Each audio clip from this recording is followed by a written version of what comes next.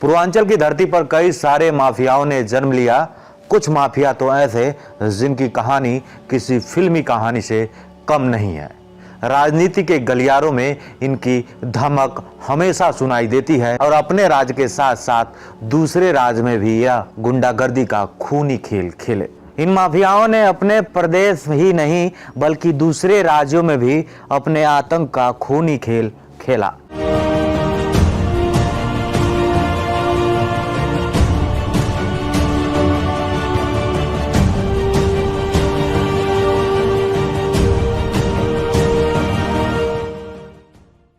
अपराध की संगीन वारदातों को अंजाम देकर पूर्वांचल की धरती को दहलाने वाले इन्हीं माफिया में से एक नाम है ब्रजेश सिंह का, जिन्होंने जुर्म की दुनिया को दहलाने के बाद अब सियासत में अपनी जमीन तैयार कर ली है। लेकिन राजनीति का लबादा उड़ने के बाद भी ब्रजेश सिंह के ऊपर जेल में रहकर रंगदारी वसूलने, ठेके पर हत्या कराने और टेंडर सिंडिकेट चलाने का आरोप लगते रहे हैं। ब्रजेश सिंह की कहानी किसी फिल्मी कहानी से कम नहीं है।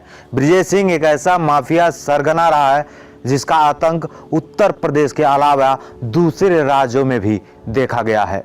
ब्रजेश सिंह उर्फ अरुण कुमार सिंह का जन्म वाराणसी के धरहरा गांव में एक संपन्न परिवार में हुआ। उसके पिता रविंद्र सिंह इलाके के रसूखदार लोगों में गिने जाते थे। सियासी तौर पर भी उनका रुतबा कम नहीं था और इलाके के कई राजनीति में सक्रिय भी रहते थे। ब्रजेश सिंह बचपन से ही पढ़ाई लिखाई में काफी होनहार था। सन 1984 में इंटरमीडिएट की और यूपी कॉलेज से बीएससी की पढ़ाई की। यहाँ भी उसका नाम होनहार छात्रों की श्रेणी में आता था। ब्रजेश सिंह के पिता रविंद्र सिंह यह चाहते थे कि उनका होनहार बेटा पढ़ लिख कर नाम करे और समाज में कुछ अच्छा काम करे, लेकिन किस्मत को कुछ और ही मंजूर था। 27 अगस्त 1984 को वाराणसी के धौरहा में ब्रजेश सिंह के पिता रविंद्र सिंह के उनके इलाके में राजनीतिक साजिश के तहत उनके पिता रविंद्र सिंह की हत्या कर दी गई। इस काम को उनके सियासी विरोधी हरिहर सिंह और पांचू सिंह ने साथियों के साथ मिलकर अंजाम दिया। राजनीतिक वर्चस्व की लड़ाई में पिता की मौत ने ब्रजेश सिंह के मन में बदले की भावना को जन्म दे दिया। इसी भावना के चलते ब्रजेश ने जाने अनजाने में अपराध की दुनिया में अपना कदम बढ़ा दिया। ब्रजेश सिंह अपने पिता के हत्यारों से बदला लेने के लिए तड़प रहा था और लंबे समय तक इस वक्त का इंतजार किया और एक दिन आखिर वह वक्त आ ही गया। 27 मई 1985 को रविंद्र सिंह का हत्यारा ब्रजेश के सामने आ गया। उसको देखते ही देखते ब्रजेश का खून खौल उठा और दिन दहाड़े अपने पिता के हत्यारे हरिहर सिंह को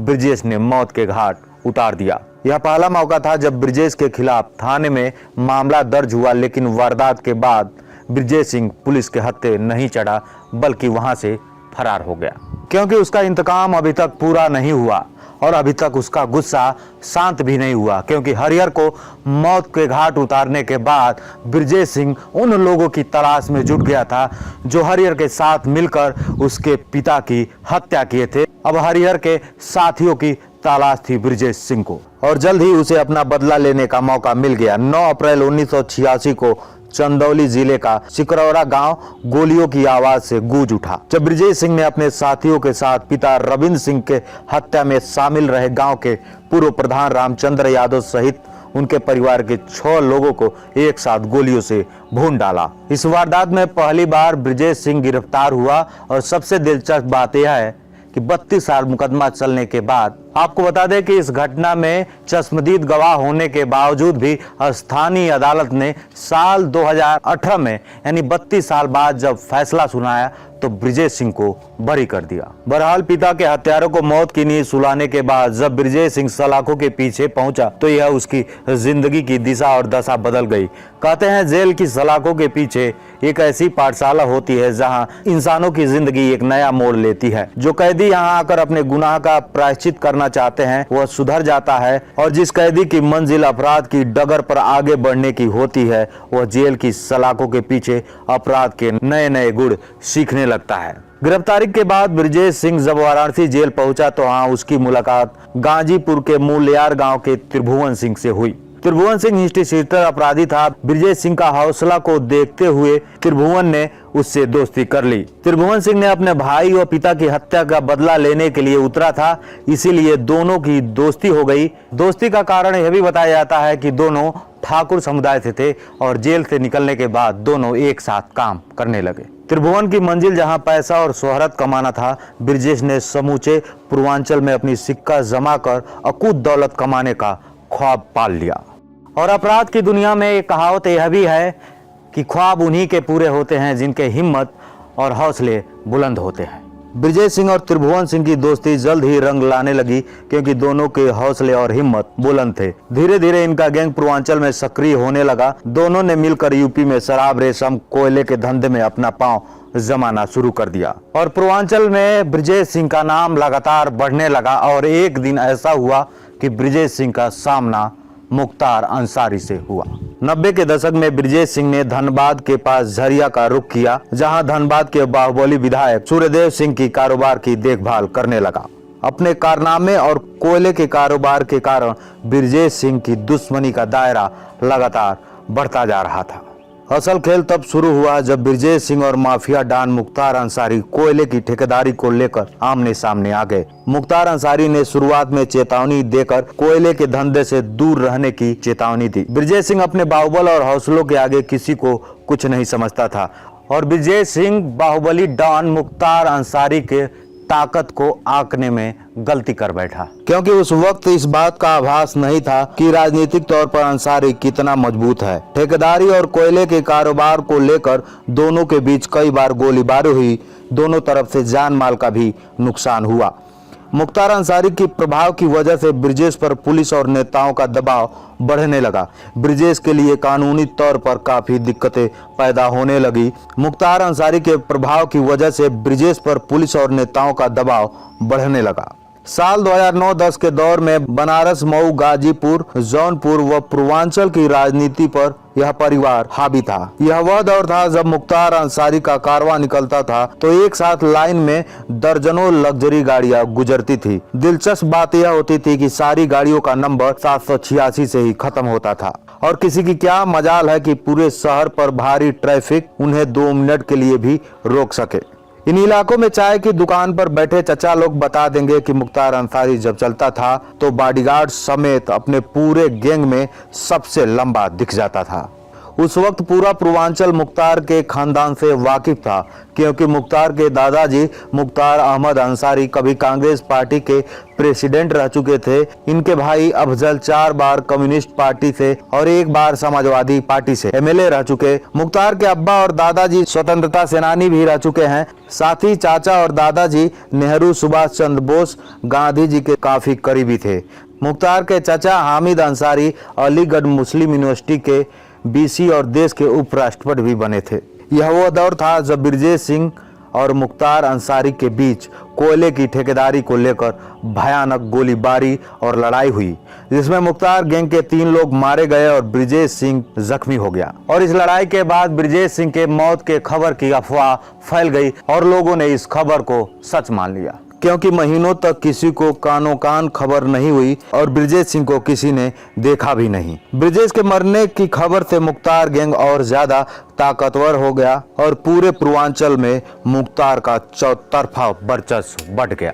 ब्रजेश सिंह एक बार अपने दुश्मनों को तब हैरान किया जब साल 2002 में उत्तर प्रदेश में चुनाव चल रहे थे। चुनाव में गाजीपुर से बीजेपी उम्मीदवार कृष्णानंद मुख्तार के भाई अफजल अंसारी के खिलाफ जबरदस्त तरीके से ताल ठोक रहे थे और उस वक्त ब्रजेश सिंह को मिला राजनीतिक संरक्षण और एकाएक ब्रजेश सिंह सामने आया और कृष्णानंद राय को समर्थन देकर लोगों से उनके पक्ष में मतदान करने की अपील किया।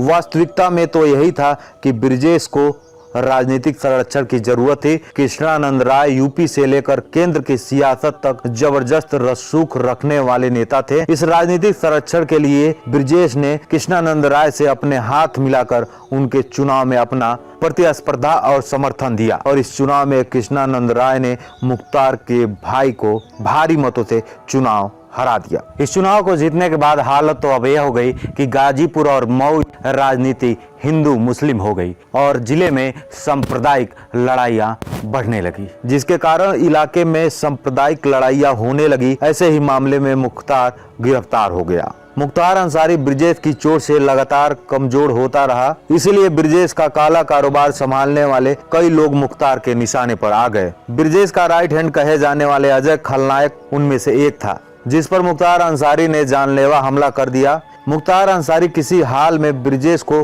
कमजोर करना चाहता था, इसीलिए उसने ब्रिजेश सिंह के चचेरे भाई सतीश सिंह को दिन दहाड़े हत्या करवा दिया। सतीश सिंह की हत्या से पूरे पूर्वांचल के इलाके में लोगों में खौफ पैदा हो गया। मुख्तार के साथ चल रही गैंगवार के बीच अपराध जगत में माफिया डॉन बन चुका था ब्रिजेश सिंह।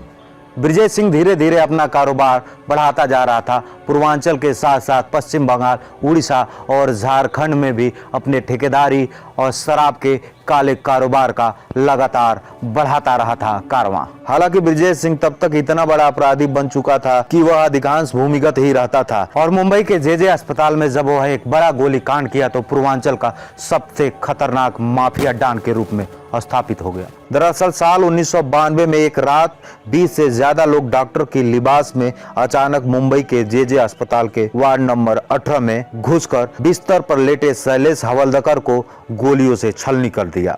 हवलदार मुंबई के अरुण गौली गैंग का सदस्य था। उसकी हत्या दाऊद इब्राहिम के रिश्तेदार इस्माइल की हत्या का बदला लेने के लिए उसी के इशारे पर किया गया। इस घटना में वार्ड की पहरेदारी कर रहे मुंबई पुलिस के 2 हवलदार भी मारे गए थे। यह सवाल सबके जहन में उठना लाजमी है कि पूर्वांचल का एक डॉन आखिर मुंबई कैसे पहुंचा। उसकी दोस्ती आज अंतर्राष्ट्रीय अपराधी के रूप में कुख्यात दाऊद इब्राहिम से कैसे हुई। ब्रिजेश सिंह के इस सातिराना चाल को देखकर दाऊद इब्राहिम उसके दिमाग का लोहा मान गया और दोनों एक दूसरे के करीब आ गए। 1993 में हुए मुंबई बम ब्लास्ट के बाद दाऊद और ब्रिजेश में मतभेद हो गए, क्योंकि ब्रिजेश सिंह मुंबई को दहलाने की योजना से पूरी तरह अनजान था। इस ब्लास्ट में हजारों बेगुनाह मारे गए और सैकड़ों लोग घायल हुए। इस वारदात से ब्रिजेश सिंह को गहरा आघात हुआ और दाऊद के इस कदम के बाद दोनों के बीच एक दीवार खड़ी हो गई। माना जाता है कि इसके बाद दोनों एक दूसरे के दुश्मन बन गए। हालांकि मुंबई ब्लास्ट के पहले ही दाऊद इब्राहिम देश छोड़ दिया था, लेकिन ब्रिजेश दाऊद इब्राहिम को मारने का प्लान बनाने लगा, जिसके लिए उसने कई बार भेष बदलकर दाऊद तक पहुंचने की कोशिश की, लेकिन अपने मंसूबे में सफल नहीं हो पाया। इस घटना के बाद ब्रिजेश सिंह को देशभक्त डॉन, हिंदू डॉन तो कोई पूरब के रॉबिन हुड के नाम से जानने लगा।